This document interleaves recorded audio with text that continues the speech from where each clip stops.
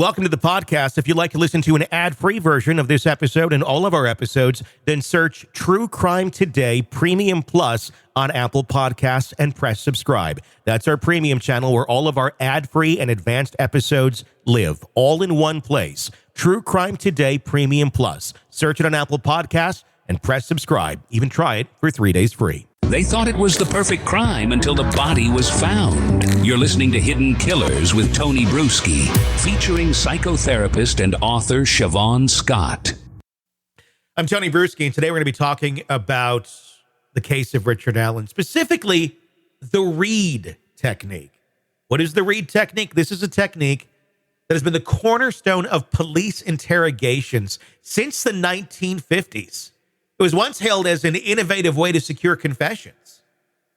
It's a confrontational method where officers isolate suspects, confront them with alleged evidence, sometimes completely made up, and suddenly promise leniency in exchange for cooperation.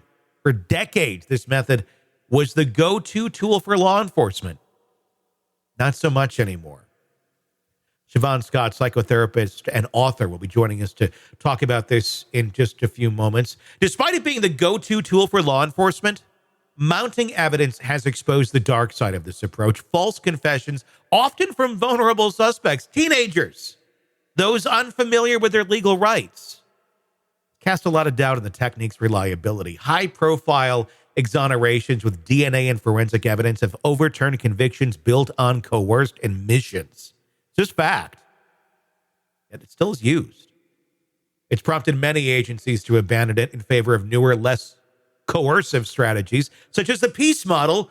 But no, not in Delphi. They like to stick to their roots, stick to what's been working for a long time, even though it really hasn't. Yet this technique persists.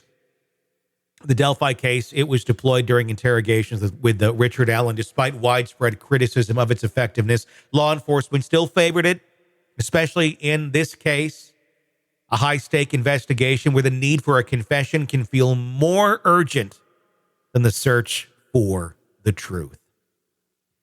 As the trial continues to unfold, the use of the Reid technique continues to bring many more questions to the case. Why was it used?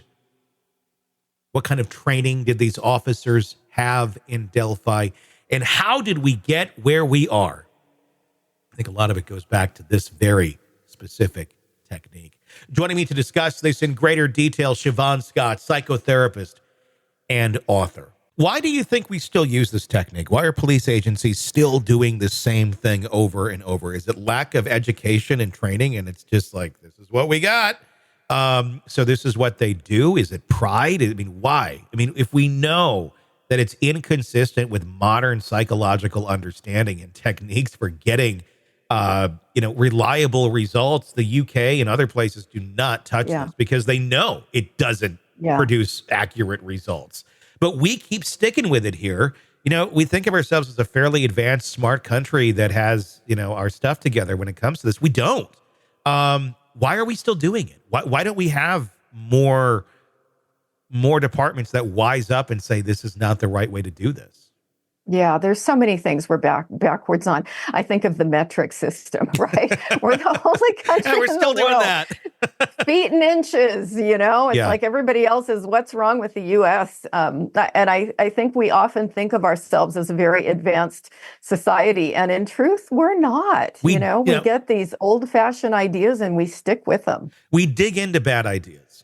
Yes. We dig into what our parents did or what our grandparents did. Then we want to be proud because we want to keep doing that without ever going, people evolve, generation to generation. Things, you go, it wasn't the greatest idea. It's what the best idea was at their time, but we don't have to do it, but they do it with pride. And that's the scary part of it, is the pride that gets connected with digging into dumb ideas. Yeah, and there's so much that happens with law enforcement training in this country. Number one, it's not standardized. All the different law enforcement agencies have different training methods. And when it comes to all the police shootings, the unjustified police shootings that happen, we know it's because they don't have training. Many departments don't, some do, but many don't have training in de-escalation techniques, where you don't have to shoot everybody all the time. There are other ways to calm people down. Sometimes it's necessary, but so often it's not. And again, there are other countries who do a much better job of training law enforcement. Do you think that we're seeing Richard Allen here on this, not on the stand, but in the courtroom because they ran out of people? Because when we learn about how he was arrested and how they got to him, he was lost in a stack of papers, probably rightfully so, because he didn't. It also just shows how incompetent the police work is there, where it's like, oh, we lost a stack of papers and he's your killer. Maybe there's a reason he was lost in the stack of papers, because he didn't really provide anything that was of much use. And somehow you're going to go back and twist this. Is it just because they didn't have anybody and they needed something? Yeah, it could be. And investigators are prone to the same biases that everybody else is prone to. And for whatever reason, they ran out of other suspects. And here we are at this point.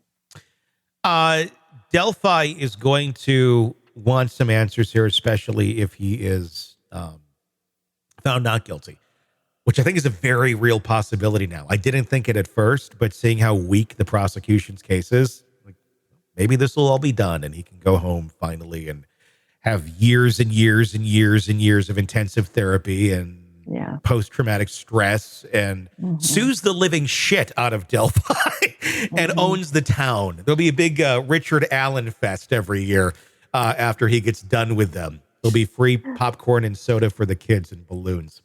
All that being said, they're going to want these parents. They want an answer. If I were those parents, I'd be questioning if it was Richard Allen. I'd be like, I don't think you'd want to convict somebody just for the sake of putting a body in that role of being the killer. So they're going to want answers. We really want to know. Yeah. We want to know if it wasn't Richard Allen, then who the hell is out there, that did this? After this, what do you think's going to happen if he is set free, if they find him innocent? Are they going to keep digging into this? We're talking bad police work, didn't get a lot of good evidence when they had a chance to, that might have led to someone or something. It seems like it's just going to end up being cold again at the other side of this. Although you have, Ron Logan, he's dead. You got Keegan Kline, who is in jail. I would seriously question the fact that he was never looked into that super seriously baffles me. He's obviously in jail for child pornography charges. He was also communicating with one of the girls, planning on meeting with her the day of the murder. And his excuse is, I wasn't there. He's in jail for 40 some years on those child porn charges. I wasn't there. If he wasn't there, I would question, who have you been in communication with? Who else did you tell you're going to meet with these girls? Well, they're predator friends of yours. Have you mentioned, hey, I'm not going out there, but hey, you say you're me. Go meet her.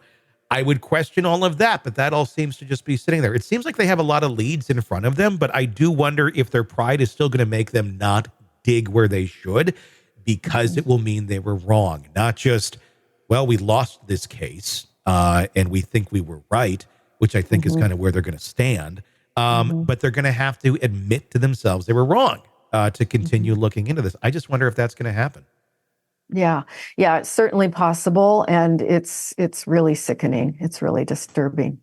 Yeah, we'll see where this all lands. The Delphi case still going on. Richard Allen's defense going to be mounting that. And hopefully we get a verdict here in the next couple of weeks. We'll keep watching it right here. Welcome to the podcast. If you'd like to listen to an ad-free version of this episode and all of our episodes, then search True Crime Today Premium Plus on Apple Podcasts and press subscribe. That's our premium channel where all of our ad-free and advanced episodes live, all in one place. True Crime Today Premium Plus. Search it on Apple Podcasts and press subscribe. Even try it for 3 days free. All right, true crime addicts, let's cut the crap.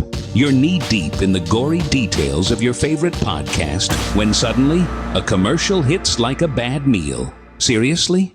You deserve better. Upgrade to True Crime Today Premium Plus on Apple Podcasts, where you can binge without those annoying ads. Plus, get extended interviews that go deeper into the darkness and early access to episodes so you can be the first to know. It's like trading up from fast food to fine dining, but with more blood. So, go ahead, search for True Crime Today Premium Plus on Apple Podcasts, subscribe, and feast on the good stuff.